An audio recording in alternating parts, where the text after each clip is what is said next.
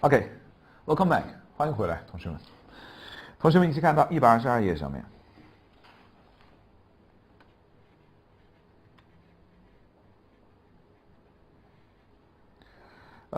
第22篇文章 ，Number 22， 叫做 LVMH The Empire of Desire， 叫欲望帝国。首先你可以看到这个标志，这成了中国土豪们的一个标志了。实际上不是中国土豪有青睐这个标志，实际上是所有的全世界的土豪都青睐于这个标志 ，Louis Vuitton。它实际上呢 ，LV 这个品牌它只是这个 LVMH 这个品牌上面的这个一个子品牌，包括 Bulgari、宝格丽啊，包括 Dior 啊这些 Dior 这些迪奥这些品牌，实际上都属于是这个奢侈品旗下的。那么这个奢侈品王国是怎么建立起来的？这篇文章将给我们普及一下这个常识。所以有时候去拿一个奢侈品的包包不灵不灵的，到底更上格调呢，还是去了解这样的集团，然后再拿个这样的包包更有格调？我相信同学们自有内心的判断。所以我们从文章第一段入手吧，真正的让自己去了解一下什么叫做奢侈品的内涵。France's tradition of the making exquisite luxuries dates back， 这地方主语就是 France's tradition， 德国的法国的传统，然后 date backs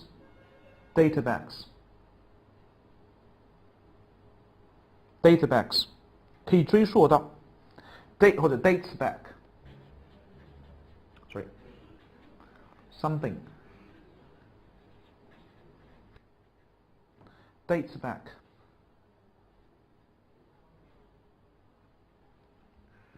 什么东西可以追溯到 the court of the Louis XIV， 就可以追溯到路易14时期。exquisite 这个单词叫做精美的 exquisite， 法国人制造精美的奢侈品的传统可以至少追溯到路易14时期。 The Sun King， 这是路易14的另外一个别名，叫做太阳王 The Sun King。 Financed， 然后这几个法文我也不会念了这是一个品牌，然后还有另外一个品牌其中一个品牌呢是生产这个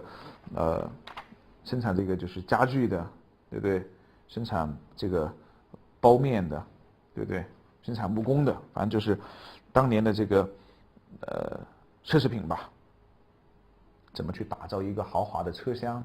怎么在家具上面铺上一个兽皮？他出钱来养这些人。And other artisans， 这个单词很有意思，匠人。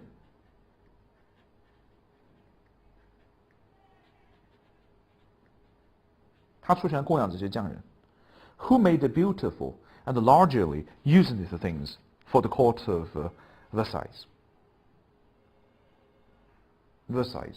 这凡尔赛。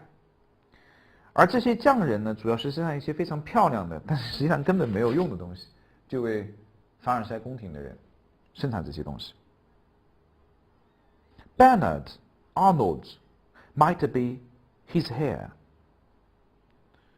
而这个人呢，很有可能是太阳王的后人、继承人。这个人是谁呢？后面马上第二段告诉你。Mr. Arnault is the chairman, chief executive, and controlling shareholder of the LVMH， 是这个LVMH 集团的首席执行官，并且是实际的控股人。The world's largest luxury group， 而这个集团呢是全球的最大的奢侈品品牌集团。over the past quarter century， 就在过去的25年间 ，he has transformed a small, nearly defunct clothing manufacturer into a conglomerate。这是一个在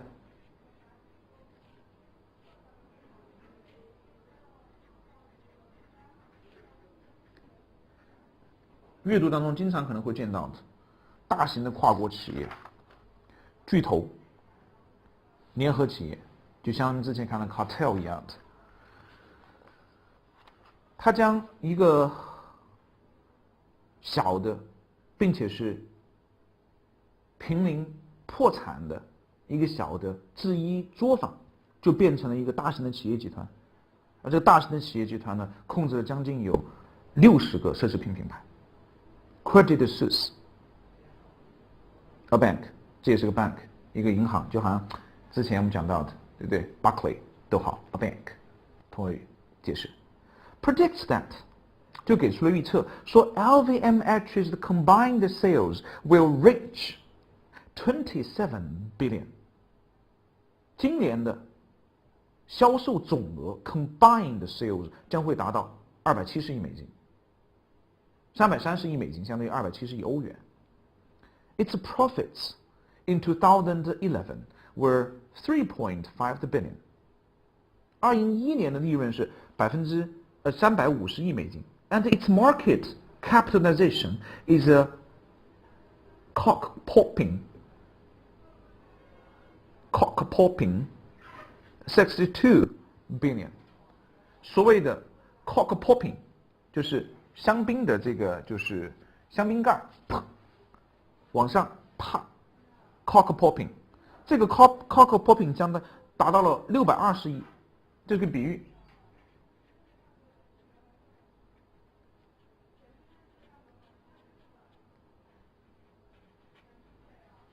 cock-popping 620亿美金。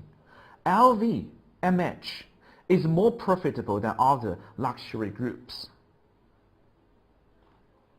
LV 的利润呢，要比其他的奢侈品集团的利润要更高。cock-popping 像这个表达，和我们之前所讲到的有一个表达，在讲核能那篇文章的时候 ，Don't mention the nuclear, don't mention the atom 那篇文章当中讲到的，说 go through the roof， 越过房顶，而这里用的是 cock-popping。LVMH is like a mini Germany， 德国，说 LV 这个集团就好像一个小型的德国一样的。Boasts an insider， 然后有一个知情人士、内部人士就这样说的 ：“Like the country's Mittelland， 这是一个德文，它的意思表示中小企业，德文当中小企业。说这个为什么你说把它比作中小企业这么大？它这样子的，它有它的相似性。首先，第一个相似性是什么呢 ？He has built a reputation，built a reputation 的赢得声誉。”获得这样一个声誉，他怎么赢得声誉？怎样去获得一个声誉的呢 ？For craftsmanship， 因为他的工艺，匠人的工艺 ，and the quality that the people are happy to pay extra for， 因为他的工艺以及他的质量，人们愿意为他多掏钱。他有这样的声誉了，质量好，首先第一，第二，工艺好。The difference is。问题区别呢，就在于德国的中小企业主要生产一些特别不性感的东西 ，unsexy things， 比如说什么机床 ，Maschinentour 叫机床，就生产机器的机器 ，Maschinentour，and shaving brushes， 还有什么这种剃须刀，对不对？这些剃须刀、剃须的这些刷子啊什么的，就非常不性感的东西。但是 LVMH 生产的是什么呢 ？Champagne 香槟 ，handbags 手袋 ，and other objects of desire 充满欲望的一些物件，很 sexy 的物件，就是人们愿意掏钱购买的物件。你的东西是 unsexy 的，别人是什么 objects of desire。你看这样一个对应点 unsexy things， 而下面是什么 objects of desire， unsexy things and objects of desire. Also like the mint stand， 和这些德国中小企业还有相同地方是 LVMH energetically pursue opportunities abroad， 他们都在 energetically 一个副词在做状语，叫做强烈的去追求着海外的机会。After years of hard marketing， 经过多年的艰苦的营销，这个单词 marketing， 营销本来是表示市场，把它做成语是表示营销、推广。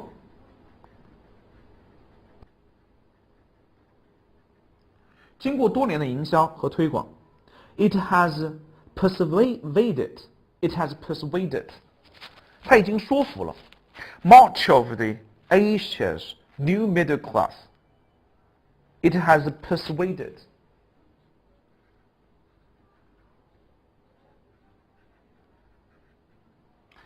像这个单词 persuade 这个单词大多数是表示说服的意思 ，persuaded 表示说服的意思，但实际上有时候呢，不同的语境下面它所表达的含义，它却是不同的。首先我们来看，我们这样吧，我们先把这个说服这个事儿说明白。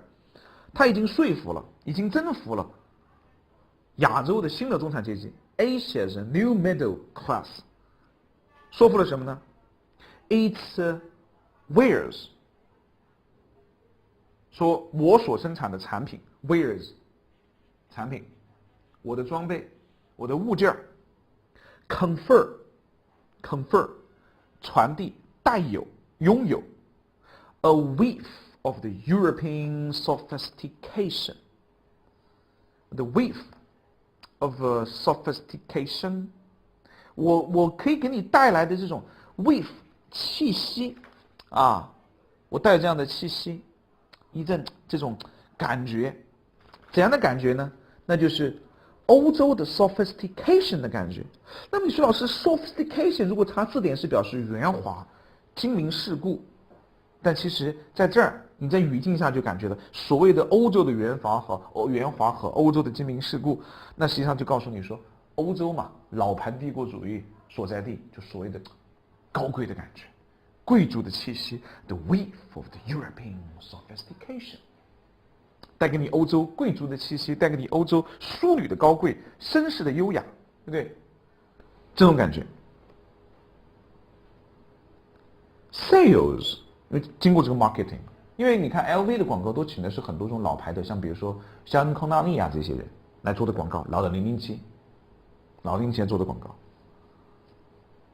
Sales in Asia，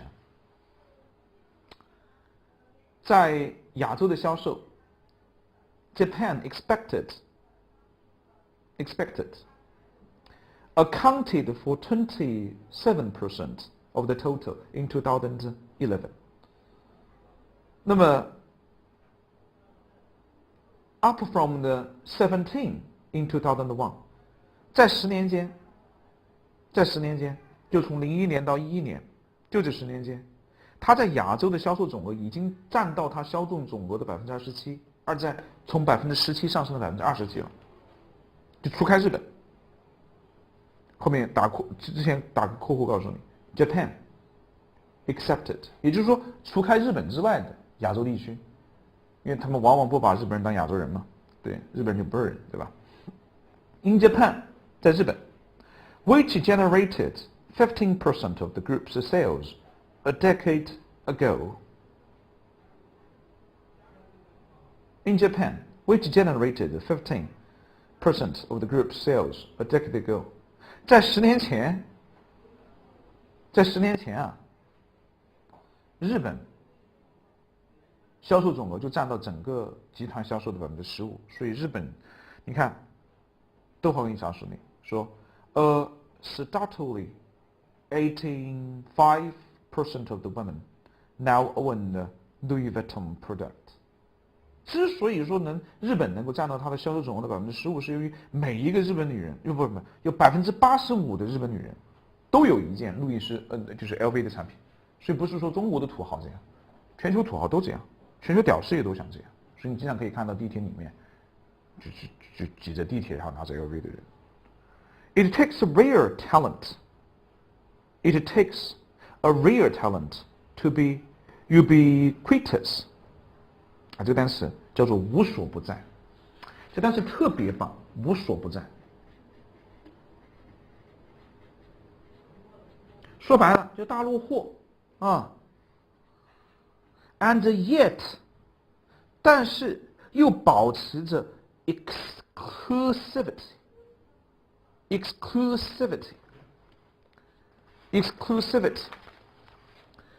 又保持这种奢华的气息 ，exclusive 这个单词是表示排除它的 exclusivity 独特的，所以奢华独特。也就是说，这句话的主语实际上是2个动词不定式，一个是 to be ubiquitous， 还有一个是 to retain and yet to return， 看 and yet to retain， 把 to 给省了嘛，因为前面有嘛，对吧？前面是 to be 什么什么 and yet to retain an air of exclusivity， 还包含着还停留着一个什么东西，还能保留着一个什么样的东西，保留着这样一个独特的气息，奢华的气息。然后主语这个是，接着是 takes a rare talent。 你看 takes a rare talent 是需要有一个稀有的天才，也就是说能够做到这2件事情的人非常之少。谁做到了呢？ Louis Vuitton 就能做到这2件事情，既能够保证它的无所不在，保证产品的无所不在，既能保证产品像个大陆货，又能保证产品的奢华气息。要做到这样事情可是 takes the rare talent， 很难做到的呀。所以记住这个短语，在写作就可以用到，叫做 It takes a rare talent to do something. It takes a rare talent to do something. 做某事很难。It takes a rare talent to do something. 既要做到又要做到那样，很难。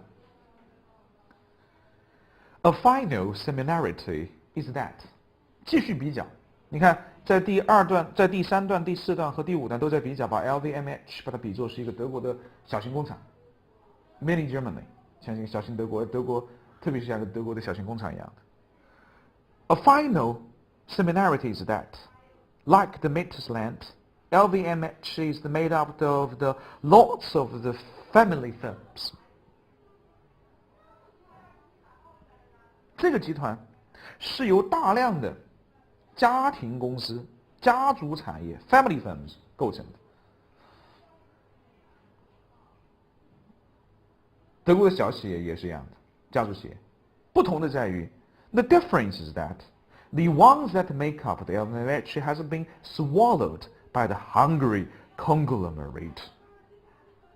LV 这个集团，它去收购的公司啊。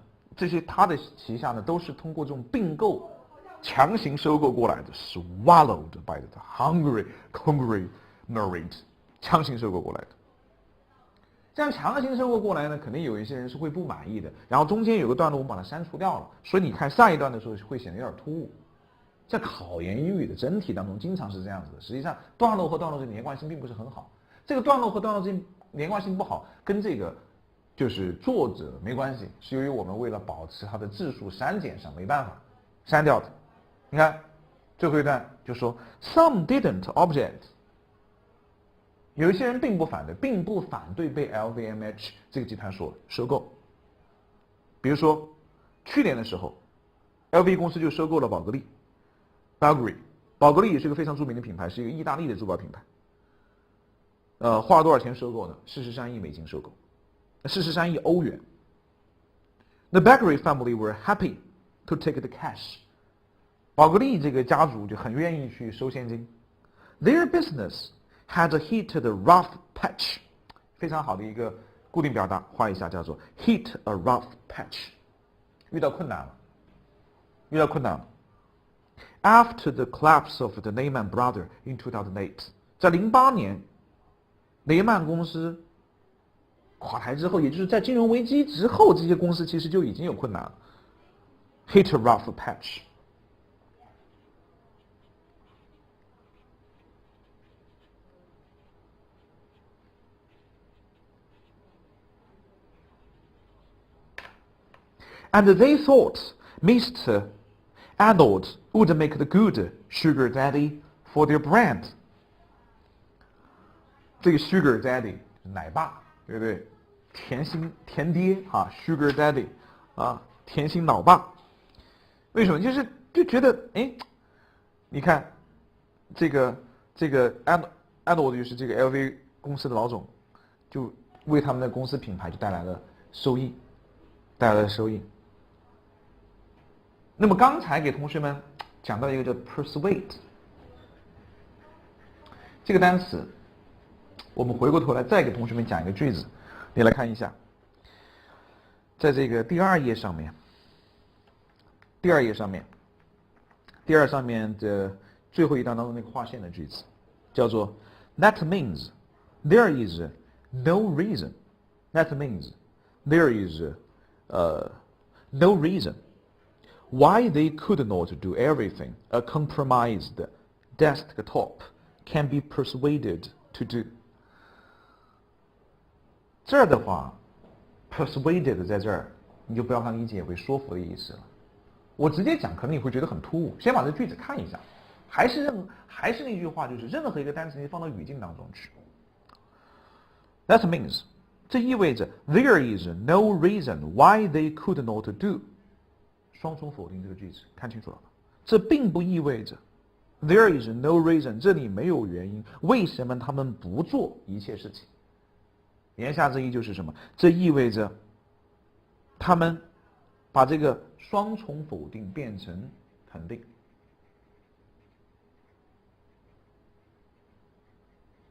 来，我们一起变一下，怎么把双重否定变肯定哈？ That means there is a reason. That means there is a reason why they could do everything. 有理由认为，或者有理由相信，他们将做一切事情。怎样的一切事情呢？就是 a compromised desktop can be persuaded to do. A compromised 一个屈服的 desktop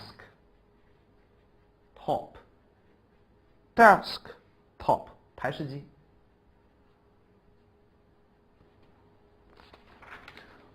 Compromised desktop can be persuaded to do。 实际上也就是说，一个屈服的台式机，怎么可能把它翻译成屈服的台式机呢？就是被盗用的 compromised， 被盗的，被控制的，被黑客控制的。一个被控制的台式机能够做的一切，这个 persuade 就不用翻译了，你就直接说这就意味着有理由，这些产品会去做像一台被盗用的台式机所做的一切事情。就被盗用的台式机会被要求做什么，那么这个产品就会被要求做什么。这是一篇我们后面会讲的关于物联网的文章。所谓的物联网，我们知道互联网还有物联网，对对吧？所谓的物联网就是指我在你的微波炉上也装上芯片，变成一部电脑，这样我的微波炉就和电视在一块儿了。我可以通过微波炉控制电视，可以通过电视控制微波炉，这叫物联网，就是让所有的家用电器设备都变成智能化的。那么就有理由相信，这些产品也可能像一台被盗用的计算机那样的去做一切任何可能被做的事情。就是说你计算机被盗用以后会做什么事情，那你这个微波炉被盗用之后也可能会做什么事情。也就是说 that means there is no reason why they could not do everything a compromised desktop can be persuaded to do。 比如说哪些事情呢？破折号之后我告诉你，然后加了一个插入语 say 表示，比如说 host child pornography 可能装有一些儿童的色情片， or hold websites hostage 或者说去绑架一些网站，通过什么方式去绑架一个网站呢？ by flooding them with useless data 就通过向他去发送一些无用的数据，什么垃圾邮件这些，把这个网站给绑架了。所以在这儿的 persuaded 这个单词实际上就没有任何实际意义，就不能把它翻译成说他会做一切的一个被盗的计算机能够被说服来做的事情，就没有必要翻译它了。这个计算就是不是被说服的，那就是被控制的，就直接翻译成就会去做一切一个被盗的计算机有可能被要求做的事情。这个 persuade 就表示翻译成要求也行，或者直接不翻就是一切去做一切被盗的计算机可能做的事情。所以此本无意亦犹近身。像比如说 compromise the desktop， 你把它翻译成被一个屈服的台式机，对不对？什么 hostage， 什么人质，没有，你会翻译成直接翻译成控制。记住一点，当你发现一个单词翻译成中文和在字典上的含义放到这个语境当中特别突兀的时候，或者特别没法去结合的时候，你就记得一点，总体而言，回过头来看一看是否能够用一些 general meaning 更一般性的语言来进行表述，这样可能会更好一些。这是在讲到第20篇文章的时候，顺带把第一篇文章当中的这个句子给同学们讲一下。如果这个句子刚才没听得很懂的同学，没事儿，我们后面还会给同学们再讲这个句子。现在我们回过头来把关于 LV 这篇文章再一起看一下。France's tradition， 看到122页啊。France's tradition of making exquisite luxuries dates back at least to the court of Louis XIV.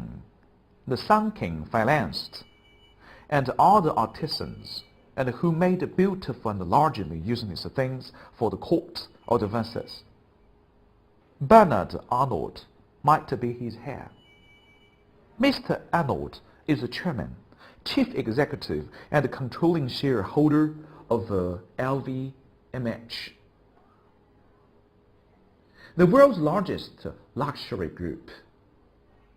Over the past quarter century, he has transformed a small, nearly defunct clothing manufacturers into the conglomerate that controls more than 60 luxury brands.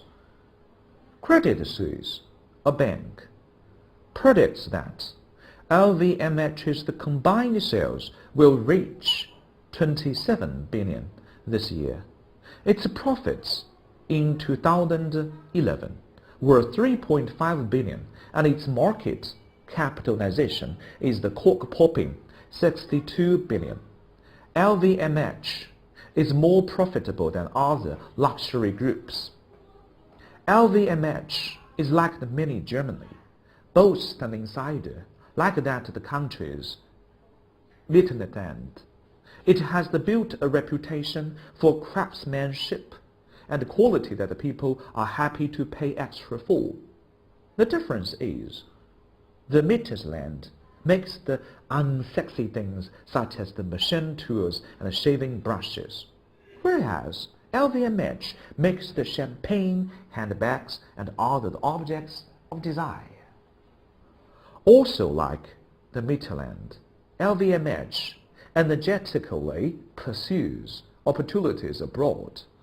After years of the hard marketing, it has persuaded much of Asia's new middle class that its wear confer a whiff of the European sophistication.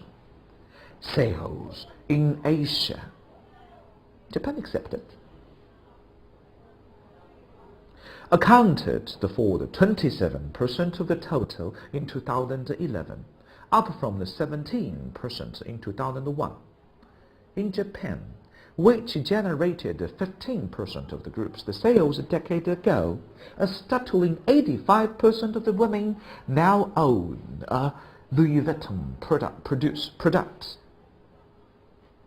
It takes the rare talent to be ubiquitous and yet to retain an air of exclusivity. A final similarity is that, like the metal stand, LVMH is made up of the lost family firms. The difference is that the ones that make up the LVMH have been swallowed by the hungry conglomerate. Some didn't object. Last year, LVMH bought the Bulgari, an Italian jeweler, for $4.53 billion.